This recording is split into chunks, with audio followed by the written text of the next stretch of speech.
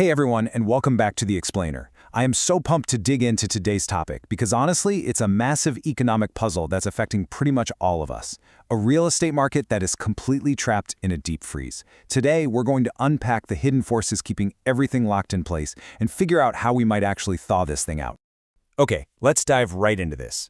If you've been keeping an eye on the news over the past few years, you know the Federal Reserve went hard on raising interest rates to combat inflation. And when mortgage rates shot up, well, home sales absolutely plummeted, dropping by about 40% to levels we literally haven't seen since the Great Recession. Now, according to textbook economics, when demand drops that sharply, prices should fall right off a cliff, right? We should be looking at a total crash. But we aren't. Real home prices have remained stubbornly, surprisingly stable. Picture a perfectly serene, quiet suburban neighborhood. It looks normal, right? But behind all those closed doors, the market is experiencing an unprecedented structural standstill. The normal cycle of life, families moving in and out, upgrading for a new baby, downsizing for retirement, has basically ground an absolute halt. It's a complete affordability freeze, and it has practically paralyzed neighborhood turnover across the entire country. To really get a sense of the human stakes here, consider this staggering reality. 65% of households right now are completely unable to afford a median-priced home, which is currently sitting at over $413,000.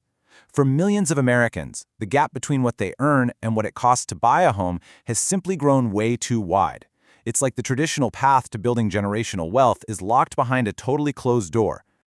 So who or what is to blame? Enter our culprit, mortgage lock-in. What exactly is keeping that door closed, and why are there so few homes available for the people who actually want to buy them? Well, economists call it mortgage lock-in. Essentially, it's the massive financial disincentive to move, simply because the going rate for a new mortgage is significantly higher than the rate a homeowner currently has. You see, in the US, your mortgage is tied directly to the property and to you as the borrower. They aren't portable, meaning if you sell your house and move, you can't pack up your incredibly cheap 3% interest rate and take it with you. You have to give it up and borrow at today's much higher rates.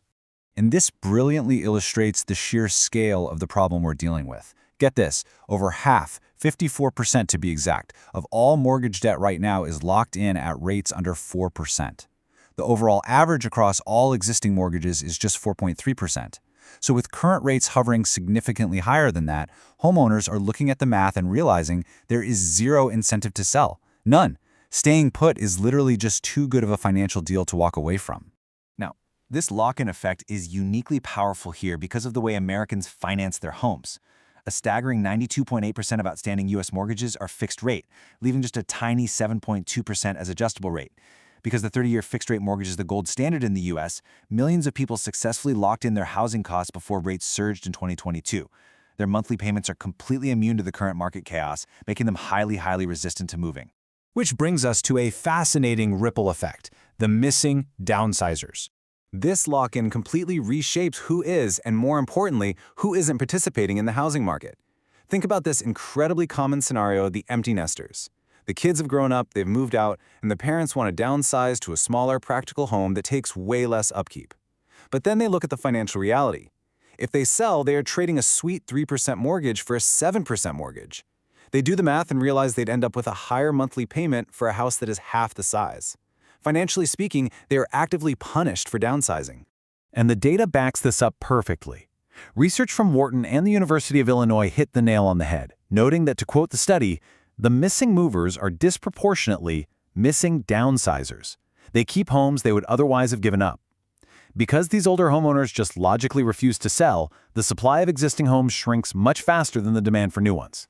All those great starter and mid-size homes never hit the market. It chokes off supply and drives up prices for everyone else.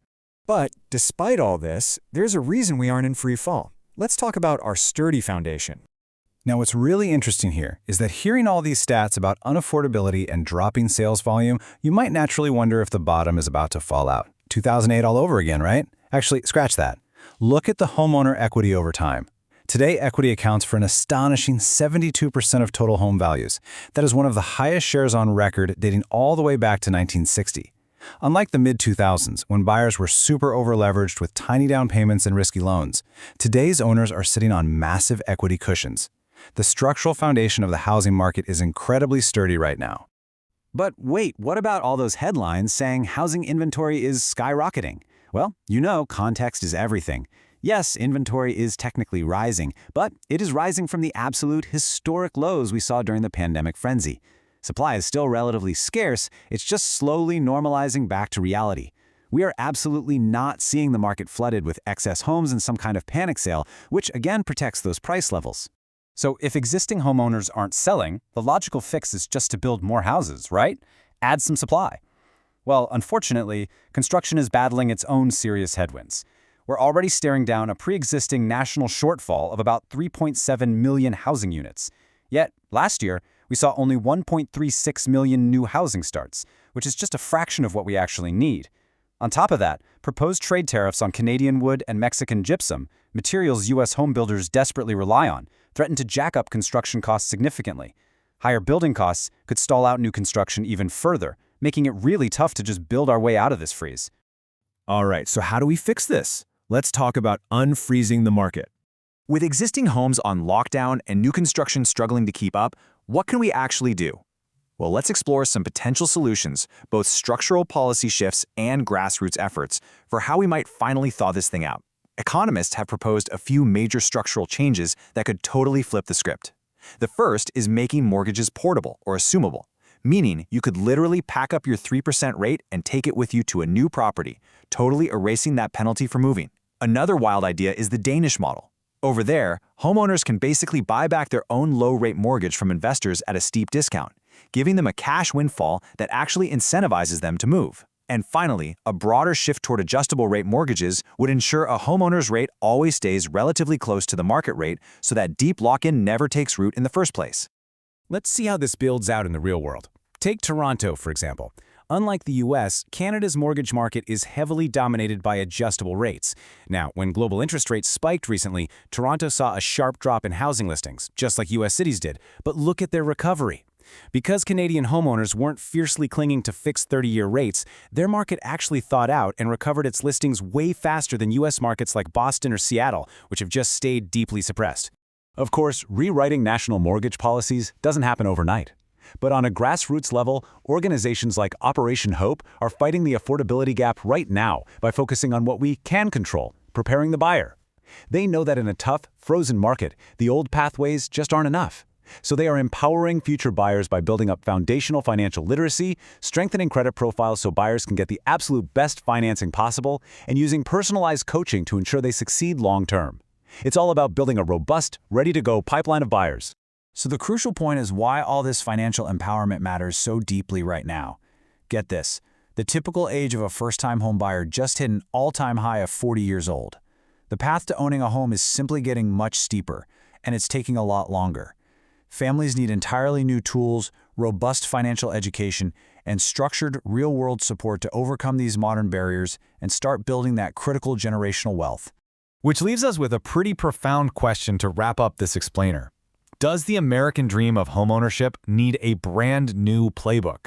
Our traditional 30-year fixed-rate mortgage has undoubtedly provided amazing stability for decades.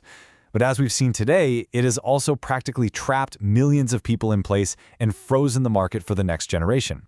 So is it a blessing or has it become a trap? It's an absolutely fascinating debate, and I really hope the data we explored today gives you a powerful new perspective on it. Thanks so much for learning with me today, and keep exploring.